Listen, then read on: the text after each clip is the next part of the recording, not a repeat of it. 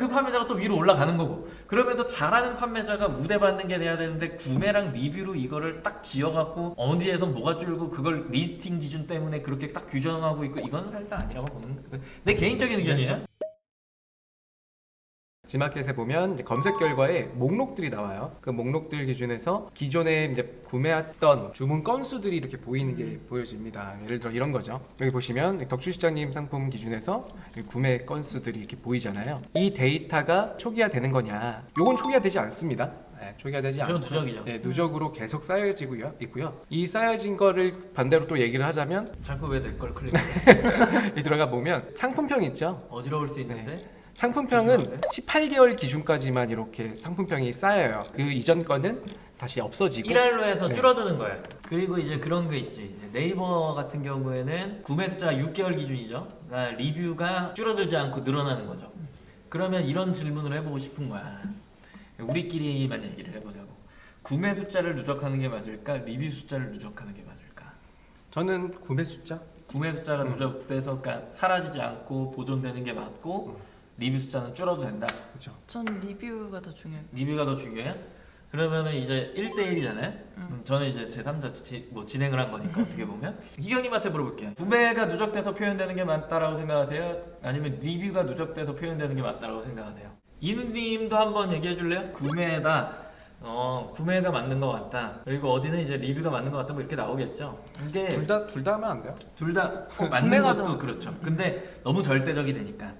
근데 이게 뒤에 숨은 어떤 로직을 잘 생각을 해보면 지마켓 옥션 같은 경우에는 3일간의 입금자 수미 금액이잖아. 그러니까 매출액은 어차피 누적되는 거에 아니고 이제 3일간의 이걸로 가는 건데 이상하게 그걸 카운팅을 하다 보니까 구매 기준이 더 중요한 사이트인 거예요. 근데 네이버 쪽에 가서 그 노출의 기준을 보면은 거기는 구매 기준이 사실상 아니라 패턴이 먼저고 리뷰의 누적 순이 훨씬 더 반영을 많이 받거든요. 그러다 보니까 이게 두 개가 지금 이렇게 갈려져 있는 건데 저는 둘 다 하면 안 되나요? 라고 했을 때 아니 전 둘 다 줄어야 된다라고 생각하는 사람 중에 한 명이에요. 왜냐면 구매든 리뷰든 많아지기 시작하면 리뷰가 많아지면 사기성이 많아 보이고 왜냐면 구매 숫자는 적은데 리뷰가 되게 많아 보이잖아요. 고객이 봤을 때 이거 사기 아니야? 이렇게 생각할 수 있단 말이에요. 네이버가 그죠? 그러잖아요. 근데 사야지 리뷰를 또 쓰잖아요. 그렇죠. 리뷰는 8,000개인데 구매가 1,000개야. 6개월 기준이니까. 리뷰는 뭐 3년 동안 팔았으니까 되게 많은 거지. 네네.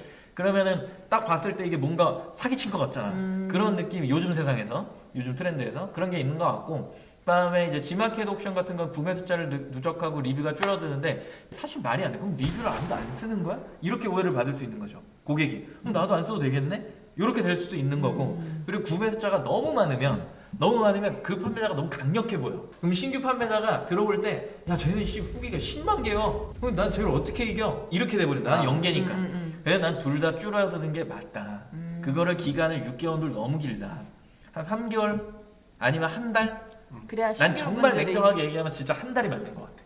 딱 한 달 동안 판매된 양만 보여주는 거. 근데 나는 또 이런 질문을 드릴게요. 시즌 상품들은 올해 가을에 팔고 내년 가을에 팔아야 되는데 그게 없어져 버리면 이분들은 또 0이 돼 버리거든요. 그러니까 공정한 출발이 된다라는 거지. 아. 신규 판매자랑 기존 판매자랑 그렇네. 공정한 출발이 되는 거지.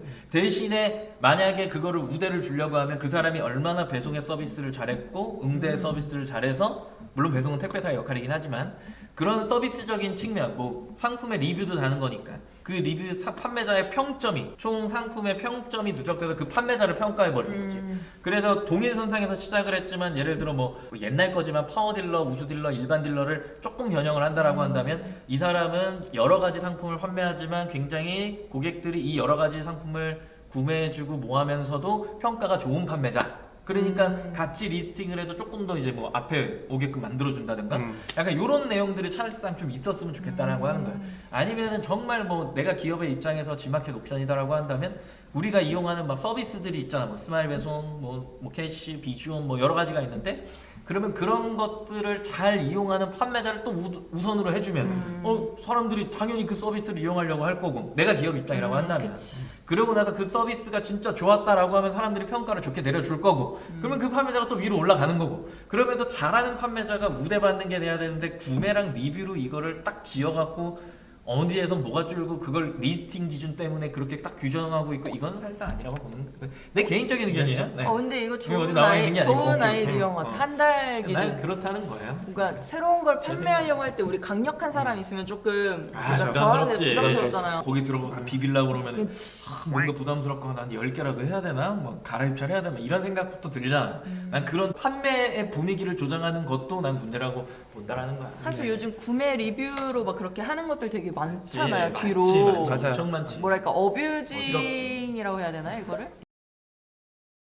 네, 한번 정리를 하자면 구매 건수가 누적인가요? 라고 말씀을 주셨던 질문에서 G마켓 옥션은 누적이 맞고요. 하지만 이제 상품평은 1년 반 동안만 데이터로 가지고 간다라고 말씀을 드리고, 그 다음에 우리가 아까 엔사 얘기했었잖아요. 엔사 같은 경우는 아예 완전히 반대입니다. 구매 숫자는 6개월 가고요. 그 다음에 리뷰는 계속 누적으로 쌓인다. 그러다 보니까 기본적으로 후기가 구매 건수보다 많은 경우가 또 있기도 하고, 근데 이제 덕주 시장님의 의견에서는 나는 이 두 개 다를 좀 줄여서 후기와 리뷰 건들이 눈으로 보여지는 게 신규 입점자분들에서 어느 정도 신 아이템들이 나오기가 좀 힘든 구조다라고 이렇게 의견을 주고 타 계십니다. 사이트나 뭐 11번가 이런 걸 언급을 안 한 이유는 그건 뭐 보여주지도 않고 네. 크게 의미도 없고 네. 그렇기 때문에 이제 거기는 이제 그런 판매 위주가 아니기 때문에 이제 그냥 그렇게 얘기를 한 거고 뭐 11번가는 G마켓 옥션이랑 거의 유사하다라고 생각하시면 되고 네네. 인터파크도